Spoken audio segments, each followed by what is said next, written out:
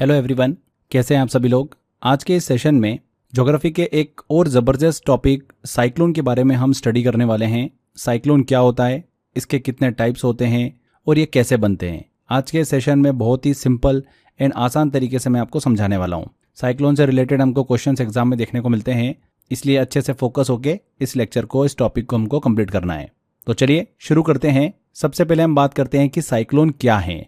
तो friends, cyclone एक atmospheric event होता है जो कि खास तौर पर समुद्र में कुछ विशेष कंडीशंस होती है उनके बनने पर होता है। इमेजिन कीजिए कि एक बड़ा सा ओशन है। अब उस ओशन के किसी हिस्से में हवा का दबाव जो है अचानक बहुत ही कम हो जाता है, प्रेशर जो होता है बहुत ही कम हो जाता है। जब ऐसा होता है तो वहां पर एक लो प्रेशर एरिया क्रिएट हो जाता है। अब यहाँ पर समझिए, नेचर का एक सिंपल सा रूल होता है, हवा जो होगी हमेशा हाई प्रेशर वाली जगह से लो प्रेशर वाली जगह की ओर चलती है, हाई प्रेशर से लो प्रेशर की ओर। क्लियर? मतलब जहां पर ज्यादा हवा है वहां से वह उस जगह जाती है जहां पर हवा कम है। तो जैसे ही ओशन में लो प्रेशर जोन बनता है, आसपास के हाई प्रेशर एरिया से हवा जो है तेजी से उसकी तरफ आने लगती है। लेकिन जब यह हवा उस लो प्रेशर जोन में पहुंचती है तो वो सीधे अंदर नहीं जाती है। वजह क्या होती है इसकी? क्योंकि अर्थ जो होती है वो घूमती है, इस वजह से एक फोर्स लगता है जिसे हम कहते हैं कोरियोलिस फोर्स। इस कोरियोलिस फोर्स के कारण हवा सीधे न जाकर घूमने लगती हैं और धीरे धीरे ये सर्कुलर मोशन बन जाता है। और जैसे जैसे हवा ऊपर उठती है, वाटर वेपर जो है कंडेंस होकर क्लाउड्स बनाते हैं और बारिश होने लगती है। जब ये पूरी प्रोसेस तेज हो जाती है तो जो सिस्टम बनता है वही साइक्लोन कहलाता है। आई होप आपको समझ में आया होगा कि साइक्लोन क्या होता है। एक एटमॉस्फेरिक इवेंट होता है। साइक्लोन के इफेक्ट्स को लेकर आगे बात करते हैं। साइक्लोन के दौरान हमको तेज हवाएं देखने को मिलती है, तेज हवाएं चलती है, बहुत हैवी रेनफॉल होती है। और जब ये जमीन से टकराता है, लैंडफॉल करता है, तो कोस्टल एरियाज में बहुत ही डिस्ट्रक्शन मतलब तबाही को लेकर आता है। इसीलिए साइक्लोन से बचाव जो होता है बहुत ही इंपॉर्टेंट होता है। साइक्लोन के फ्रेंड्स अलग अलग नेम्स दुनिया भर में हैं। जैसे आपके एक दोस्त के अलग अलग निकनेम हो सकते हैं, वैसे ही साइक्लोन को भी अलग अलग रीजन में अलग अलग नामों से जाना जाता है। कैरिबियन सी में, कैरिबियन सागर जो है वहां पर अगर साइक्लोन आ रहा है तो उसका लोकल नेम क्या है? हरिकेन है। उसे वहां पर हरिकेन के नाम से जाना जाता है। चाइना सी में, चाइना सागर में अगर चक्रवात देखने को मिलता है, हमको साइक्लोन देखने को मिलता है, तो उसे टाइफून कहते हैं। क्या बोलते हैं? टाइफून। इंडियन ओशन में, हिंद महासागर में अगर चक्रवात आता है तो उसे हम बोलते हैं ट्रॉपिकल साइक्लोन। जापान में अगर हमको साइक्लोन देखने को मिलता है तो उसे टाइफून कहते हैं। नॉर्थन ऑस्ट्रेलिया में अगर हमको देखने को मिलता है चक्रवात तो उसे विली विली के नाम से जाना जाता है। फिलीपींस में बागुयो के नाम से जाना जाता है। एंड यूएसए, संयुक्त राज्य अमेरिका में टॉर्नेडो के नाम से जाना जाता है। ध्यान दीजिएगा, टॉर्नेडो जो है जमीन पर बनता है, बहुत तेज, छोटा होता है लेकिन ज़्यादा खतरनाक होता है, जबकि साइक्लोन समुद्र पर बनता है और बड़ा होता है। तो ये चीज़ आपको क्लियर हो गई। देखिए, चक्रवात साइक्लोन को थोड़ा सा और डिटेल में हम डिस्कस करते हैं। बात करते हैं कि हाउ साइक्लोन फॉर्म्स, चक्रवात कैसे बनता है। ये तो हमने समझ लिया कि साइक्लोन क्या होता है। अब बात आती है कि बनता कैसे। तो साइक्लोन की फॉर्मेशन कोई एक सिंपल प्रोसेस नहीं होती है, ये कई स्टेप में और कई फैक्टर्स पर डिपेंड करता है। तो चलिए एक एक करके स्टेप बाय स्टेप समझते हैं। सबसे पहला, वार्म ओशन वाटर, गर्म समुद्री जल। देखिए, साइक्लोन बनने के लिए सबसे जरूरी कंडीशन होती है समुद्र का जो तापमान होगा कम से कम 26 डिग्री सेल्सियस या फिर उससे ज्यादा होना चाहिए। अगर टेम्परेचर 26 डिग्री सेल्सियस से कम हुआ तो साइक्लोन नहीं बन पाएगा, मतलब साइक्लोन को हीट चाहिए होती है। क्लियर? दूसरी कंडीशन, दूसरी step, evaporation and rising vapour, वाष्पीकरण और ऊपर उठती भाप। जब ओशन पानी गर्म होता है तो वो इवोपरेट होने लगता है, मतलब पानी जो है भाप बनकर ऊपर उठने लगता है। तो ये कंडीशन भी जरूरी होती है। तीसरी चीज होती है ह्यूमिडिटी एंड क्लाउड फॉर्मेशन, नमी और बादल का बनना। तो जो वाटर वेपर ऊपर जाती है वो हवा में ह्यूमिडिटी बढ़ा देती है। ऊपर जाकर ये वेपर ठंडी होकर कंडेंस हो जाती हैं और क्लाउड्स बना लेती हैं, बादल बना लेती हैं। इवेपोरेशन के कारण जहां पर पानी था वहां का प्रेशर जो है वो कम हो जाता है। यहां बनता है एक लो प्रेशर एरिया। अब नेचर का रूल है, हवा हमेशा हाई प्रेशर से लो प्रेशर की तरफ जाती है। तो जब हवा लो प्रेशर एरिया में जाती है तो वो सीधी नहीं जा पाती है। मैंने आपको बताया था, अर्थ अपनी जो है वो जो एक्सिस है उस पर घूमती रहती है, जिससे एक फोर्स लगता है जिसको बोलते हैं कोरियोलिस फोर्स। इस फोर्स के कारण हवा सीधे जाने की बजाय घूमने लगती है। अब यहाँ पर एक चीज ध्यान रखिएगा, नॉर्थन हेमिस्फीयर जो है, उत्तरी गोलार्ध, वहां पर हवा जो है उसमें एंटी क्लॉकवाइज घड़ी की उल्टी दिशा में घूमती हैं। वहीं सदर्न हेमिस्फीयर जो होता है दक्षिणी गोलार्ध, उसमें हवा जो होगी वो क्लॉकवाइज घड़ी की दिशा में घूमती हैं। जब ये पूरी प्रोसेस लगातार कई घंटों तक चलती रहती है और जब हवा लगातार घूमती रहती है तब जाकर एक पावरफुल सर्कुलर सिस्टम डेवलप हो जाता है जिसे हम कहते हैं साइक्लोन। तो आई होप अब आपको थोड़ा सा और अच्छे से क्लियर हुआ होगा। आगे हम बात करते हैं कि लैंडफॉल क्या होता है, व्हाट इज लैंडफॉल।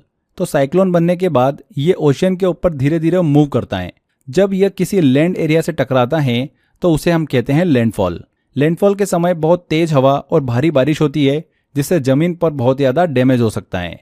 लेकिन लैंडफॉल के बाद साइक्लोन जो है वो कमज़ोर भी पड़ जाता है क्योंकि उसे ओशन की गर्मी और नमी मिलना बंद हो जाती है और धीरे धीरे वो खत्म हो जाता है। यहाँ तक आपको समझ में आया। आगे फ्रेंड्स अब हम बात करते हैं टाइप्स ऑफ साइक्लोन्स के, कितने तरीके के साइक्लोन होते हैं। हमने ये समझ लिया कि साइक्लोन कैसे बनता है, उसे बनने के लिए किन किन फैक्टर्स की ज़रूरत होती है ये भी डिस्कस करा। अब हमको समझना ज़रूरी है साइक्लोन के टाइप्स क्या होते हैं। तो मेनली साइक्लोन दो तरीके के होते हैं, एक होता है ट्रॉपिकल साइक्लोन और दूसरा होता है एक्स्ट्रा ट्रॉपिकल साइक्लोन, या फिर इसको बोलते हैं टेम्परेट साइक्लोन, शीतोष्ण चक्रवात। एंड ट्रॉपिकल साइक्लोन को बोलते हैं उष्णकटिबंधीय चक्रवात। देखिए एक एक करके समझें।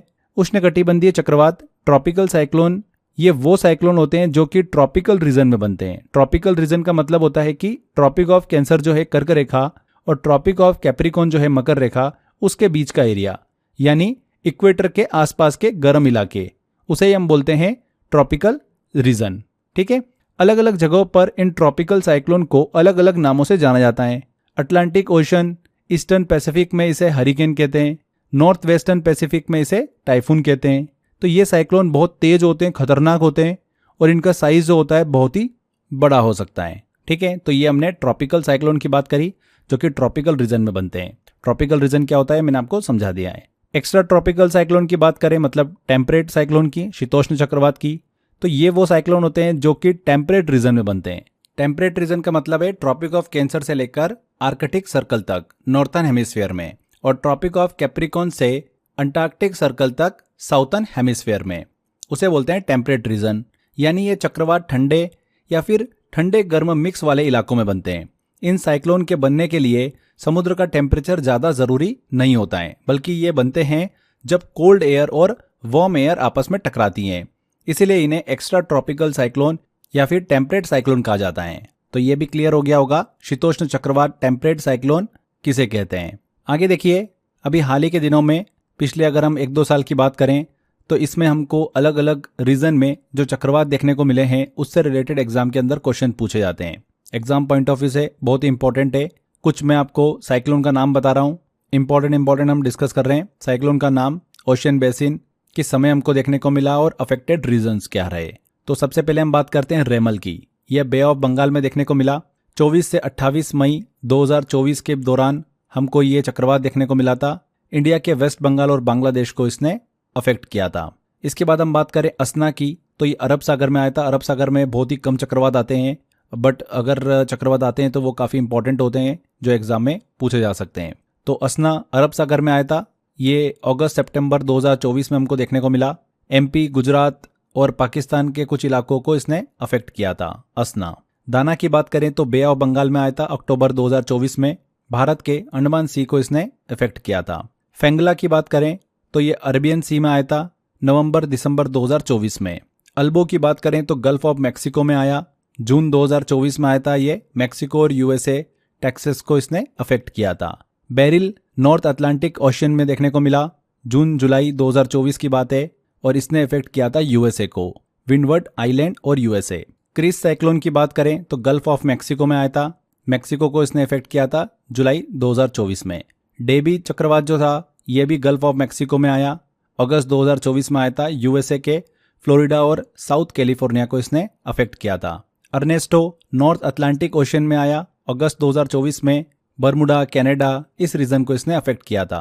फ्रांसिन गल्फ ऑफ मैक्सिको में आया था सितंबर 2024 में। यूएसए को इसने अफेक्ट किया। इसके बाद नॉर्थ अटलांटिक ओशन के अंदर हमको सितंबर से लेकर अक्टूबर में कई सारे चक्रवात देखने को मिले, जिसने मैक्सिमम ऑफ यूएसए वाला जो सेक्शन रहा है, रीजन रहा है, उसको अफेक्ट किया है। और इनके नाम है गॉर्डन, हेलेन, आइजैक, जायज, किर्क, लेस्ली, ये सभी हमको देखने को मिले। अक्टूबर नवंबर में ऑस्कर और पेटी भी वहां पर साइक्लोन देखने को मिला। गल्फ ऑफ मैक्सिको में हमको मिल्टन देखने को मिला अक्टूबर में, यूएसए के फ्लोरिडा को इसने अफेक्ट किया था। गल्फ ऑफ मैक्सिको में ही राफेल चक्रवात देखने को मिला नवंबर 2024 में, क्यूबा रीजन को इसने अफेक्ट किया था। एंड सारा साइक्लोन नॉर्थ अटलांटिक ओशन में देखने को मिला नवंबर 2024 में। तो ये मैंने कुछ इंपॉर्टेंट बताएं, इसमें 3-4 बहुत ही ज़्यादा देखिए इंपॉर्टेंट है जो कि एग्जाम में पूछ सकते हैं। रेमल, असना, दाना, फेंगला और अल्बो, तो इन पे एक बार नज़र डाल के जाइएगा एग्जाम में जाने से पहले। तो यहाँ पर फ्रेंड्स आई होप आपको ये साइक्लोन वाला टॉपिक अच्छे समझ में आया होगा। साइक्लोन क्या होता है, कैसे बनते हैं, कितने टाइप के होते हैं, और कुछ इंपॉर्टेंट साइक्लोन जो भी हमको देखने को मिले 2024 में वो भी हमने अच्छे से डिस्कस करें हैं। तो यहाँ पर हमारा ये सेशन कंप्लीट होता है। चलिए इस टॉपिक से रिलेटेड क्या एग्जाम के अंदर क्वेश्चंस बन सकते हैं, कुछ क्वेश्चंस लेते हैं और सॉल्व करते हैं। पहला क्वेश्चन है, उष्णकटिबंधीय चक्रवात ट्रॉपिकल साइक्लोन बनने के लिए समुद्र का न्यूनतम तापमान कितना होना चाहिए? 20 degree Celsius, 24 degree Celsius, 26 degree Celsius या 30 डिग्री सेल्सियस? तो ट्रॉपिकल साइक्लोन बनने के लिए समुद्र की सतह का तापमान कम से कम 26 डिग्री सेल्सियस होना चाहिए। अगर तापमान इससे कम हुआ तो इवोपरेशन और क्लाउड फॉर्मेशन की जो प्रोसेस होती है वो कमजोर हो जाएगी और साइक्लोन बन नहीं पाएगा। तो 26 डिग्री सेल्सियस। कोरियोलिस बल किस कारण से उत्पन्न होता है? चंद्रमा की गति, पृथ्वी का घूमना, समुद्री लहरें या वायु दाब का अंतर? तो कोरियोलिस फोर्स पृथ्वी के अपने अक्ष पर घूमने, रोटेशन की वजह से उत्पन्न होता है। तो पृथ्वी का घूमना बी आंसर। टेम्परेट साइक्लोन बनने के लिए किस चीज की आवश्यकता नहीं होती है? तो टेम्परेट साइक्लोन बनने के लिए समुद्र का तापमान 26 डिग्री सेल्सियस होना जरूरी नहीं होता है।